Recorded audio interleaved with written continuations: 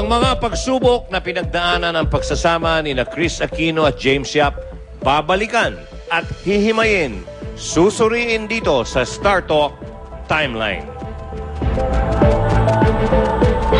Mga isyong di mamatay-matay, mga detalyeng hinalap at hinimay, mga bulong na naghahanap ng linaw.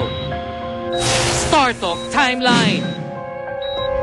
Nasa gitna na naman ng isang malaking kontrobersya ang TV host actress na si Chris Aquino. Ito ay makaraang kumprontahin umano ni Chris ang pinaghihinalaang babae ng asawang si James Yap noong Miyerkules ng hapon. Ano ang katotohanan sa umano'y panunugod ng TV host? Sino ang naturang babae at ano ang tunay na kaugnayan nito sa basketbolista? At saan hahantong ang panibagong kabanatang ito sa 4-year union ng mag-asawa? Hindi ito ang unang beses na naugnay ang pangalan ni James Yap sa ibang babae. February 2007 nang ibunyag ng dating Bello Medical Clinic employee na si Hope Centeno na nagkaroon sila ng relasyon ni James. Umami naman sa kanyang pagkakamali ang basketbolista kaya't mabilis itong napatawad ni Chris. April 19, 2007 nang isilang ng TV host si Baby James na lalo pang nagpatibay sa kanilang pagsasama. Mula noon, wala nang narinig ang publiko sa anumang seryosong problema sa kanilang buhay mag-asawa. In fact, isa si James sa mga naging sandigan at karamay ni Chris sa panahon ng kanyang pagdadalamhati nang pumanaw si dating Pangulong Corazon Aquino. Ngunit katulad ng mga ordinaryong mag-asawa, nakakaranas din sina James at Chris ng paminsan-minsang tampuhan o malalang di pagkakaintindihan.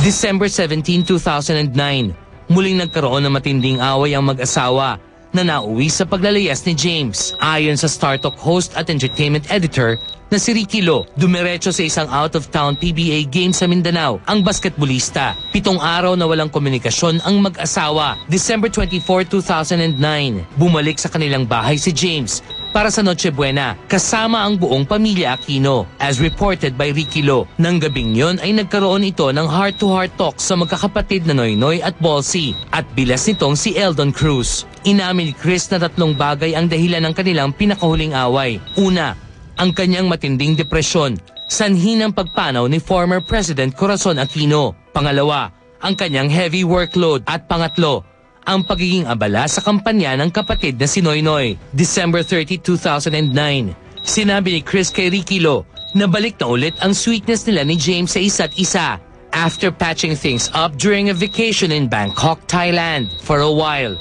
tila wala ngang pinagdadaan ng problema ang mag-asawa. January 12, 2010, Martes, kinilig ang mga fans na magduet sina Chris at James sa birthday concert ni Sharon Cuneta sa Big Dome. Inawit ng dalawa ang Ray Valera classic na Kung Tayo'y Magkakalayo nang dumako sa refrain ng kanta ang mag-asawa. Pabiro pang nagbitiw si Sharon ng linyang, "Wag naman." The song's heartbreaking refrain goes, "Aking nadarama, pagsasama natin di magtatagal," were the lyrics of the song portents of a looming domestic dispute. January 13, 2010, ayon sa source ni Ricky Lo, kumakain ng tanghalian ng mag-asawa nang tumanggap ng tawag si James mula sa isang babaeng umiiyak. Paliwanag ni James kay Chris, may problema sa kanyang boyfriend, ang naturang babae, whom he described as a long-time basketball fan. Ngunit labis raw na ipinagtaka ni Chris kung bakit kay James pa, na isang pamilyadong lalaki kailangang magbuhos ng problema ang babae. Lalo pang lumakas ang suspetsya ng TV host dahil makailang beses na pala itong nagpadala ng cakes at chocolates sa asawa. Dahil sa pangyayari, nagpasya raw si Chris na puntahan ang babae upang kausapin. Sa ulat ng Philippine Daily Inquirer kahapon, January 15, kinilala ang babae na si Mayen Austria, 35 years old at residente ng Valle Verde 2 Subdivision kung saan naninirahan din ang pamilya ng aktres.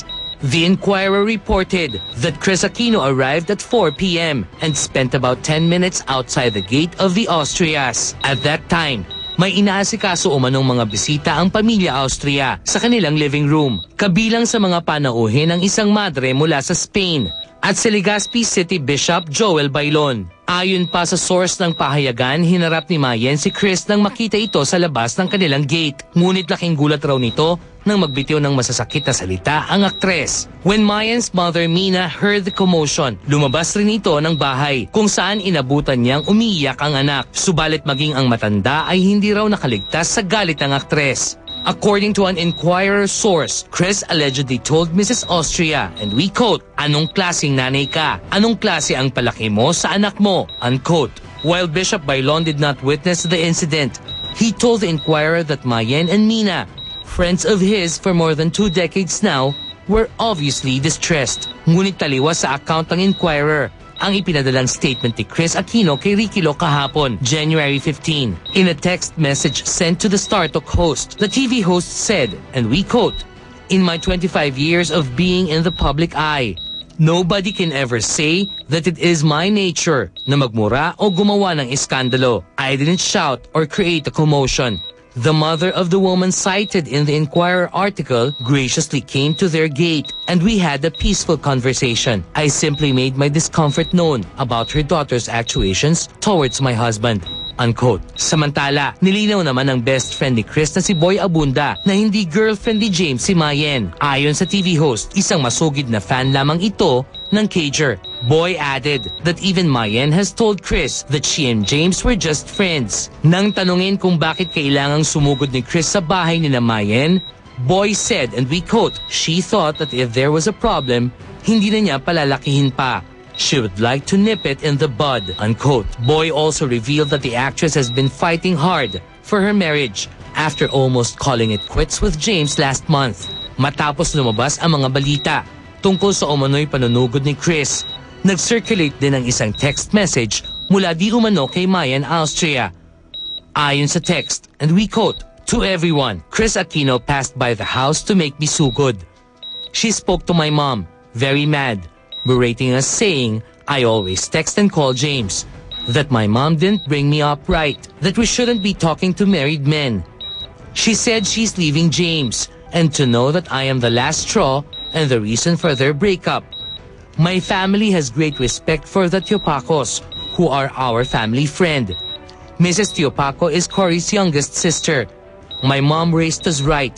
My mom didn't deserve all that. James missed call and texted na he warned me pupunta siya sa house. He called to tell me to apologize and say sorry. Chris said we had something going on. I don't deserve this, most especially my mom. I have chemical depression and could have easily taken an overdose of pills because of the incident. With the hugs and love of my family and sisters and tranquilizers, I'm okay. Do you want Chris to be in Malacanang?" Unquote. Nakarating umano kay Chris at sa mga kapatid nito ang naturang text message. Ang reaksyon ng TV host, "My brother and sisters advised me to not speak further about the issue because it would not be compassionate to dwell further on the issue." Naglabas na ng kanya-kanyang pahayag ang dalawang panig tungkol sa issue. Ngunit sa halip na tuldok ng usapin, may mga katanungang hinahanapan pa rin ng kasagutan ng publiko.